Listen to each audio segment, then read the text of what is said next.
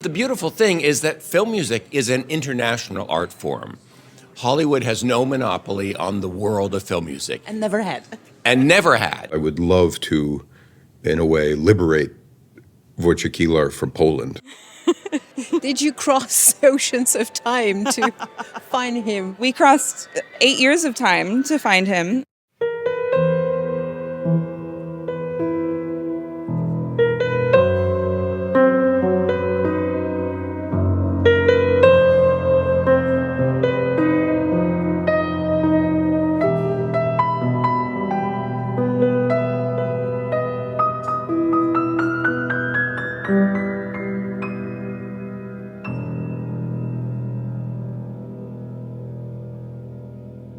We are in the heart of the city. We are downtown on the intersection of Ida B. Wells and Michigan, which is the most downtown part of downtown. Yes, we're good. Okay. So we're here at the historic Auditorium Theater to present the North American premiere of Bram Stoker's Dracula in concert. And so we're presenting the entire film along with the amazing score with 120 musicians in total, from the orchestra to a full choir. Hi, my name is Lydia Penningroth. I am the Director of Development for the Chicago Philharmonic. So this is the auditorium's 135th year and the Chicago Philharmonic's 35th year. So from here, this is the pit. And when there are ballet shows here, all of the orchestras underneath, so this is how you would enter here. But we are going to go to the other part. Oh, sorry. The other part of the labyrinth. Hello. This season, we'll play probably 7 or 8 different films. That's a lot. It's a lot, yeah. People love it. They can't get enough. Our bread and butter are what people would sometimes call pops music. I don't really prefer that term, but our musicians are used to performing things that aren't traditional classical music. So films is kind of a part of that. This is the very top of the auditorium theater. We're here for the rehearsal. How many seats do you have here? 3,900. And if you can see these seats here, you see how small they are.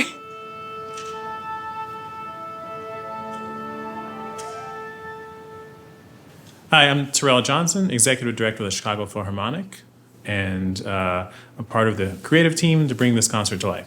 The Philharmonic, we do a decent number of film concerts a year. They're challenging projects. Bringing together a film concert requires thousands of cues to remain in sync with the film. Every single note of music is presented live and then is joined by the picture of the film, and then the sound effects and the dialogue are preserved, but every note the audience members hears, from the vocals to instrumentalists, are all presented in person live. Always to conduct a live-to-picture concert, it's so stressful.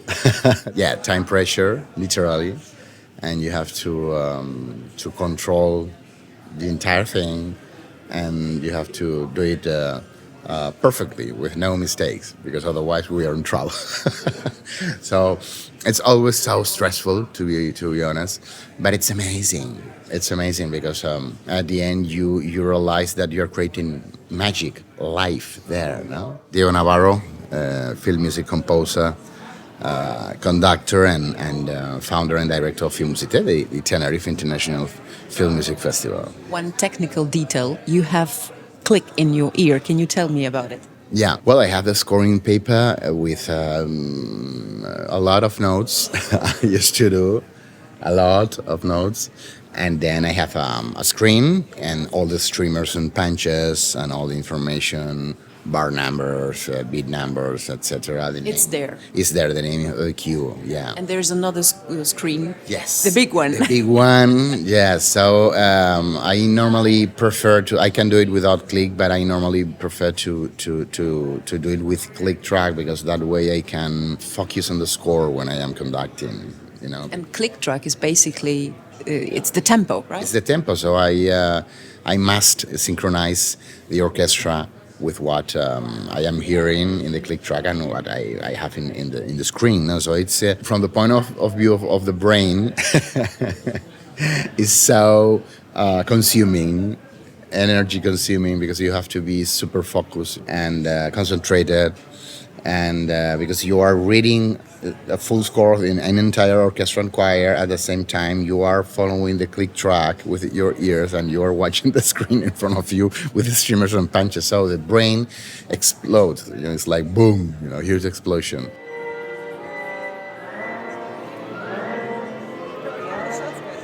It's a beautiful story because the people involved and the festivals involved are longtime collaborators. I've been part of Krakow Film Music Festival from one of the very earliest years, and for Tenerife, I was part of FIMUSITE from the very first year. I'm Robert Townsend, film music producer from Los Angeles, and I still produce recordings and concerts for Robert Townsend Productions. So Robert Piaskowski and Diego Navarro are longtime friends of mine, and it was when Wojciech Kilar visited Krakow Film Music Festival and was celebrated there that I know he and Robert Piaskowski had conversations about the viability of presenting Dracula live in concert.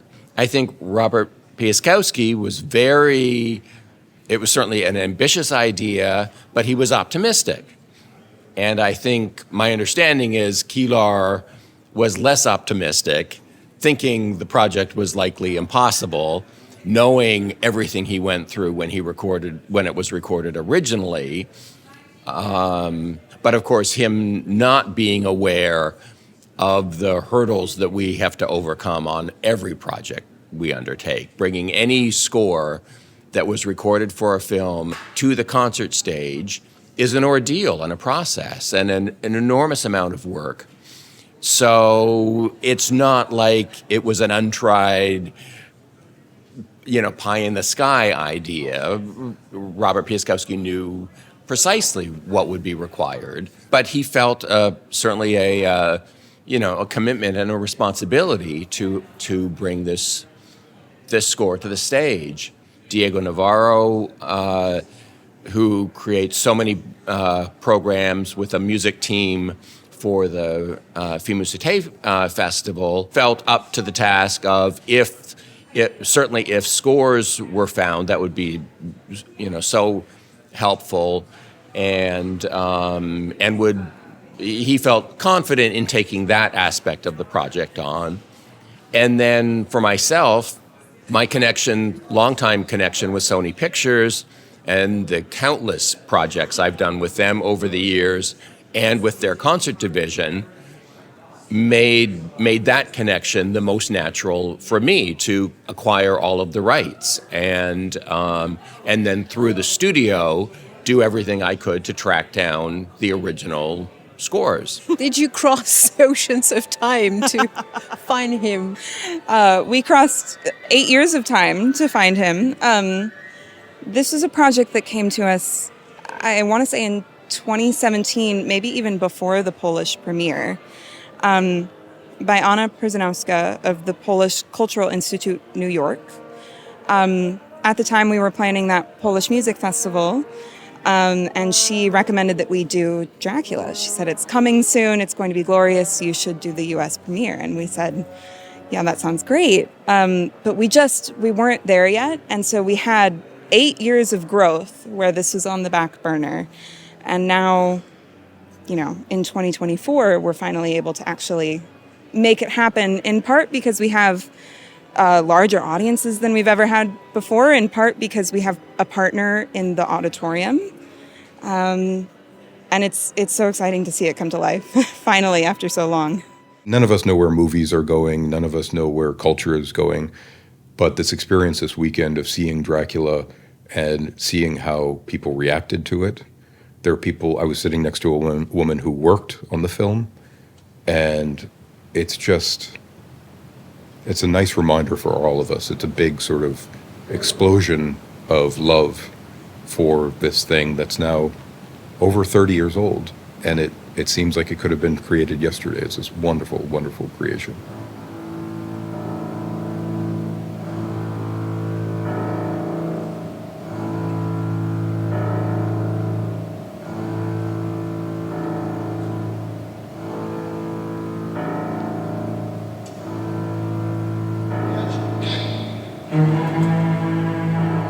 My name is Richard Guérin. I am a music professional generally working for composers. That's the best I can do. What is my connection with Dracula? Well, like so many people in 1992, I fell in love with it. That was my first love. I was a teenager, and I tended towards dark Gothic music, and there is nothing darker, more romantic, lugubrious than Wojciech Kilar's Dracula. It was the perfect alignment of the stars of his music and the perfect project for his music. And then my connection later was I was just a fan. 1990s, before the internet, I would find any small piece of Wojciech Kilar I could find. It was very difficult at the time. Including Pieśń o Małym Rycerzu. That surprised me. You're probably the only American who knows that. Oh, is this the do? Yeah. Oh my God. Yeah, all of these things. And then later, becoming a music professional and everything, what I do is I advocate for the composers I work for. And nowadays this includes people like Philip Glass, whom I've been with for almost 19 years, Elliot Goldenthal, who Polish audiences would know from his almost annual appearances at the FMF Krakow. And so whenever I have an opportunity to do something on behalf of the composers, even composers like Kilar, who I met him once, but I don't have any personal relationship with him. It's my debt to him to do something for him and for the world around. There's no bigger thing than Dracula. The beautiful thing is that film music is an international art form. Hollywood has no monopoly on the world of film music. And never had. And never had. Exactly. It's always been a part of an international community. Definitely, I think there is a significant difference between European film music and American film music. Aleksander Dębicz, pianist and composer. American sound, especially the kind of orchestration, is very characteristic, and it refers to Russian and romantic and neo-romantic composers. Of course, it's modernized, it's fresh. It's not exactly the same, but I think that's the roots of this music. Whereas in European music, we have more subtle sounds, like from Ravel, Debussy. Of course, in general, there are many composers with their own unique styles, but in general, I see it like this.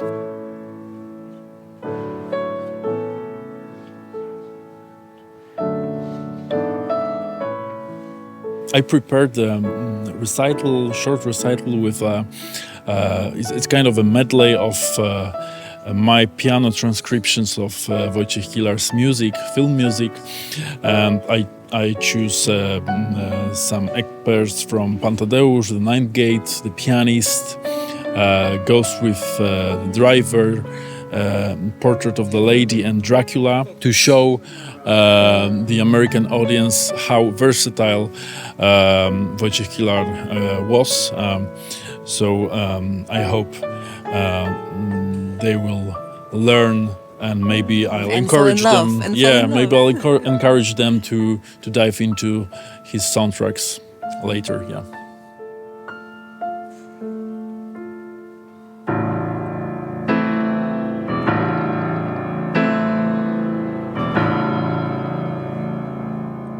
You can hear a difference between Kilar's music and American's music, I think.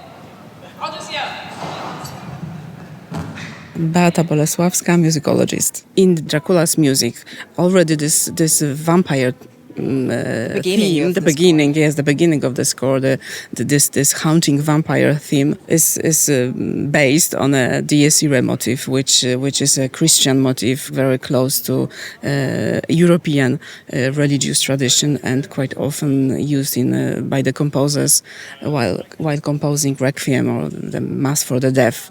So Kilar used this element, which make this theme very haunting on the one side, side, but on the other side also puts this context of Christianity, of God, of all this problem between the fight between God and the devil, and etc. So that's very important. I think I don't think any American composer would do it in that way for the horror movie. And on the other aspect is also connected with the love themes and the love story, which is quite crucial in this movie, because here the themes Kilar invented are extremely romantic and nostalgic, and I would even say it's a kind of Slavic melancholy in them. But yet very simple. Very simple. You can sing them. You can remember them very easily. But they also can carry this message and can help the story and the actors to express their love. Even if you can't see it on the stage, you can feel it because of the music. At that time, I remember it was the best Dracula version ever.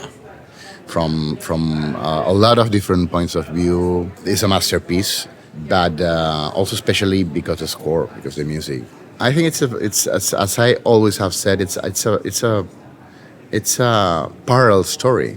To me, it's one of the greatest love stories ever.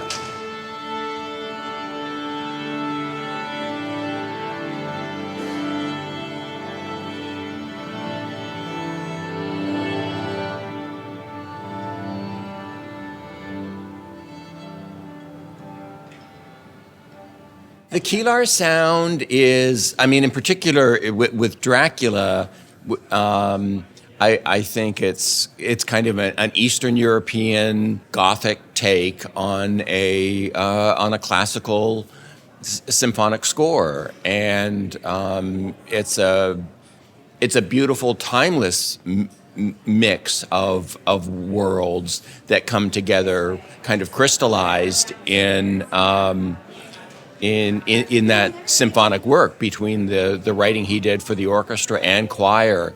And it's just so beautifully written. The score was really almost instantly, it became a classic. His previous orchestral works, classical works, if you will, are really raw, even brutal, I would say. So Dracula, it was a natural choice for Coppola, I think. So my life in music, I'm running all over the place. And one of my appointments this weekend in Chicago was a friend of mine, Osvaldo Golehoff, who is now composing for Coppola's films. He's done his last 3 films. They were premiering The Suite from Megalopolis, the newest film. And so I wanted to go see my friend and hear his music. The Chicago Symphony, Riccardo Muti was doing it. And I went there, and by total coincidence, I'm sitting behind 2 people from American Zoetrope, Francis Ford Coppola's production company, and I handed the advertisement for the Dracula concert. I said, "It's wonderful you're here for Megalopolis, but are you coming also to Dracula?" They had no idea it was happening. And then at the end of the piece, the Riccardo Muti comes out on stage with the composer and says, "We are very honored," I do my Italian accent, "we are very honored that Francis Ford Coppola, who is maybe my cousin, is here tonight." And it was a shock for, of course, everyone to see this person. And the woman, her name's Anahid, she was remembering this. She said, "I attended the recording sessions. I mean, what are the chances that the weekend we're doing Dracula, somebody who worked on the film and met Kilar and talked about..." And it's funny because there's a lot of mystery and miscommunication and misinformation about this. And how the music is lost and how it had to be reconstructed. She was under the impression that Kilar had never done a movie before. And my best guess is that she was under that impression because the process was complicated and it seemed like they weren't speaking the same language. She did confirm that their first hope was that Bolesławski would do the music, and he simply couldn't do it, as you know. And of course, it's the most fortunate circumstance that Kilar ended up doing this. But after the concert, Francis Ford Coppola came up to me as I was speaking to Golehoff, and he confirmed all these things. Although he said something very cryptic that I still don't understand, where I said, I said, we're doing Dracula next door tomorrow night. And I stopped short of asking him if he wanted to come because I knew he was here for the Gollyhof. And I said, we're doing Dracula tomorrow night. And then he said to me, well, yes, all of my movies are very old. And I have no idea what this means. We perform just about everywhere in the city, but most often at the auditorium. It was very famously at the World's Fair, which is Chicago's proudest moment, the World's Fair in, I believe, 1893. And at the time, it was mostly a site for orchestra and opera. But since then, it's been used for pop music. Chicago Philharmonic was actually created by the principal musicians of Lyric Opera 35 years ago. And now we represent a large footprint of orchestral talent in the city. And from not only orchestral music and jazz and symphonic music, then there's house music was created in Chicago 40 years ago. So, and it's just, there's so much rich culture in this city and music that comes from the diversity of those cultures all collaborating. One of my favorite things about the building here is that because it's so old, it kind of leans. You can see like how beautiful it is. In 1893, I believe, and a few times before and after that, the pianist, and forgive me if I'm saying it wrong, is it Jan Paderewski? Ignacy Jan Paderewski. Ignacy Jan Paderewski. Okay, I butchered it. I'm sorry. He performed here frequently at the auditorium, and this is really the only site in Chicago that he ever performed at that is still standing today. So he performed famously at the World's Fair, which, as I mentioned, is Chicago's 100, however many years later, one of our proudest moments. He performed at that, and right before and right after he performed at the auditorium. So there's a Polish spirit here. Yes, there's a Polish spirit here. There's a lot of spirits here, but yes.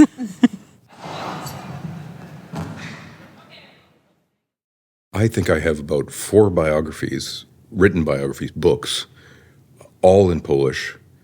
I can't read a word of any of them, but I love them dearly. I cherish them. When I visit Krakow, I go to the PWM bookstore and I buy these things because I would love to, in a way, liberate Wojciech Kilar from Poland. I have no fear about his legacy in Poland. People will always love his music, listen to his music. It's my obligation to help export it. With films like this, when you get to perform a quote-unquote serious composer like Kilar, I think that makes it feel a little bit more artistic. It's not just pure entertainment. There's some substance to it, yeah. Well, there's this anybody who loves music, part of that thing of when you see the fans interact with the composers, they're always thanking them. Thank you for having done this. It's a way of saying, thank you for this beauty that you have given us. Can we do something for you? And most people can't give anything back. So when I made this connection to the Chicago Philharmonic in 2016, we did Misa pro Pace. That was the first thing that I got to do for him was something in the United States, my country, for him and for Polish culture. And in 2016, my first idea was someone should do Dracula. And so culture is just a matter of talking to people. And when I talked to the Chicago Philharmonic, and then I talked to Robert Piaskowski, and of course these good friends like Agata Grabowiecka, none of this would be happening with the Polish Cultural Institute in New York and Ania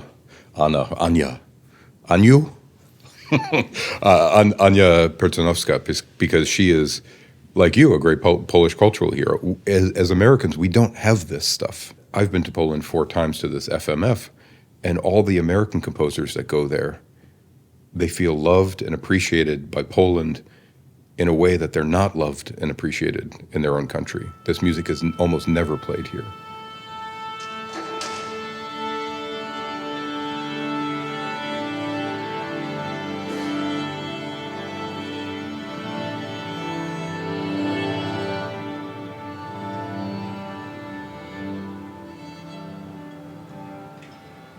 If it's a funny movie, we get people screaming and cheering for their favorite moments. Or when we did Marvel Studios' Black Panther in concert, they cheered when T'Challa won the fight or something like that. But then when we did Blade Runner 1982, the audience was rapt with attention. Like there was not a peep from the audience. They were so involved in the movie. So I guess we'll see. I'm hoping for cheers and laughs and shouts during Dracula because I think it's a little more kitschy. Musical soundtrack by the Chicago Philharmonic.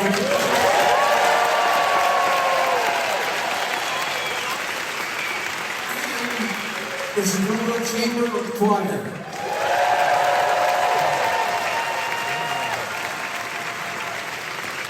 Our conductor is Diego Navarro. And the featured vocalist include Cheryl Wilson, Victoria Schemenauer, and Elena Hensel. And this is going to be really composed and orchestrated by Wojciech Kilar, about whom our panel provided you a lot of information earlier.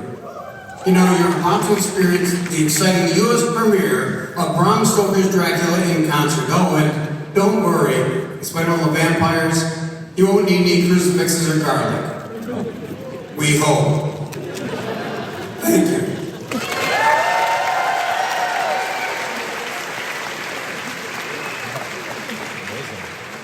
People of all ages, a lot of millennials, a lot of Gen Z, which is really exciting for us as an orchestra.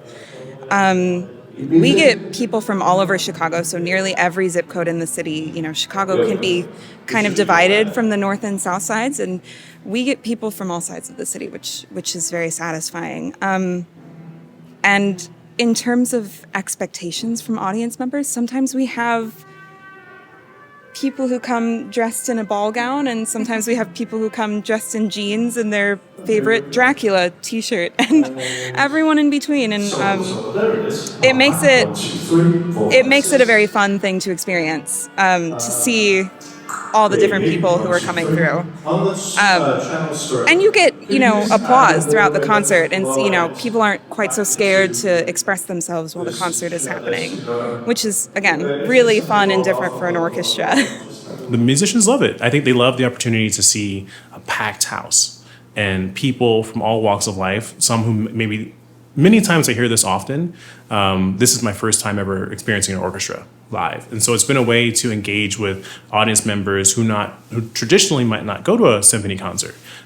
So the musicians love it, and it's so rewarding and challenging to present these projects. So it's very artistically fulfilling. Do you like these moments when America meets Europe, European music, European musicians? Totally. I think it's fascinating. I am a European, and I am a very incredibly proud European. But at the same time, this year I became member of the Oscars of the Hollywood Academy, of American. So it's so beautiful to be able to build this bridge between Europe. This bridge, and to show audience in America and this amazing city which I love, Chicago.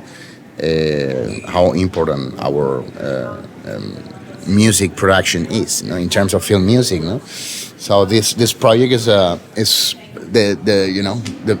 perfect icing on the cake. For us Americans, or for me personally, it's with great sadness that there's no celebration of the art form of film music in America. I'm from Boston. John Williams comes every year. It's a great fortune for me, but it's mostly John Williams and not about the entire rich history. And so when we just take California on its own, you say, what is the orchestral legacy of Southern California? Is it John Adams or any of those people? Or is it Stravinsky when he lived there? Or what is the history? And I think it's obvious that the orchestral legacy of Southern California is film music. How anyone could argue that is beyond me. But there's no American Film Music Festival. And so it's great, with great sadness and great gratitude that we as Americans, all the composers who can go to Poland, who are invited to Poland and welcomed like orphans at the door, who are brought in and appreciated and celebrated, and their music is preserved. That's another thing, that this music doesn't exist. And you say, what are we to make of what film music actually is? The mystery of The film mystery of it. And the mystery of film music is how 1 + 1 = 3. There's this magical thing, the alchemy that happens between the image and the story and the music. And it's more than the sum of its parts. And it may be incredible music, but sometimes it's not incredible music, but it had an incredible imprint on us. And so it's this thing that none of us can describe, or as Leonard Bernstein says, music describes the unknowable. We don't know why we love music. And so people like you and me and the Polish Cultural Institute and Robert and Agata and all these people have come together, Diego, all these people have come together to do the most basic human thing about art. And what is that? It's that they all want to share something.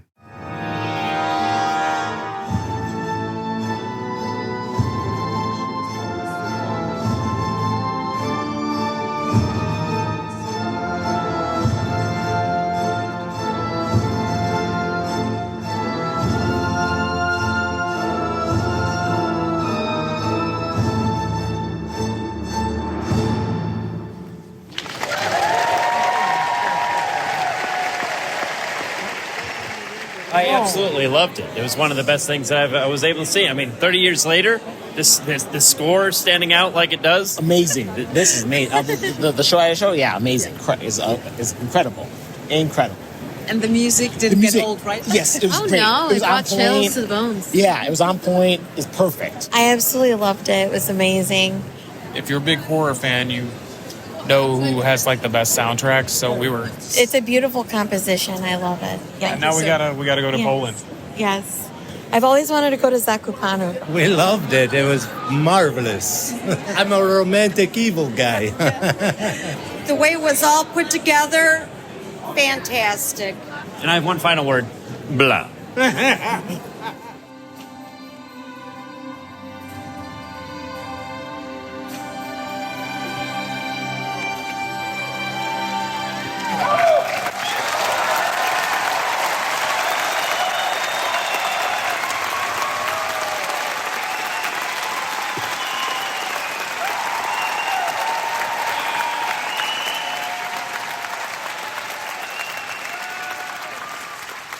If you're a composer and you have one masterpiece that everybody knows, you're very lucky. I mean, look no further than Saint-Saëns' Carnival of Animals or Holst, The Planets. So you're lucky to have one piece. So he has this wonderful piece in Dracula, which is, not just me, I think he thought that it was representative of his music. And I mean that his music with a capital M, that there's a compatibility between what he was doing in all of his music. I don't remember your question, but your question was, what's his position in Hollywood? It's funny because I think it's enduring.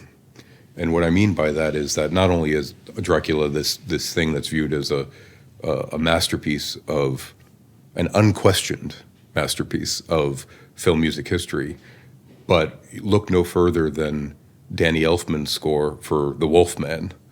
And it's clearly an homage to Kilar. And I know this because Elfman was interviewed, and he very much wanted the Dracula job. I don't know if you know this. He very much wanted to score Dracula. And then when he heard what Kilar had done, he said, oh no.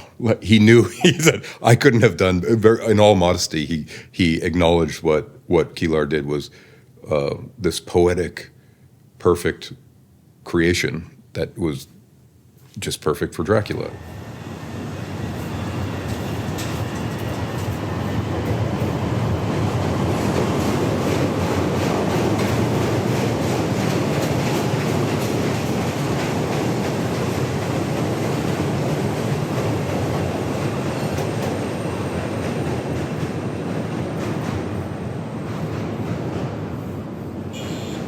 One of the things that nobody discussed this weekend is this constant theme of darkness and light and anger and sadness and all these things that appear in Kilar's music, and then this moment of reconciliation, which is always sometimes religioso or something like that, but we see it at Father Kolbe's preaching in the Truman Show, that chorale that comes in after the darkness, and you hear it in the hymns, the chorales, the religious element in Dracula. You hear it in the second movement of his Sinfonia de Motu, where there's this incredible anger and aggression, and then the sky opens up, like the third movement of the September Symphony.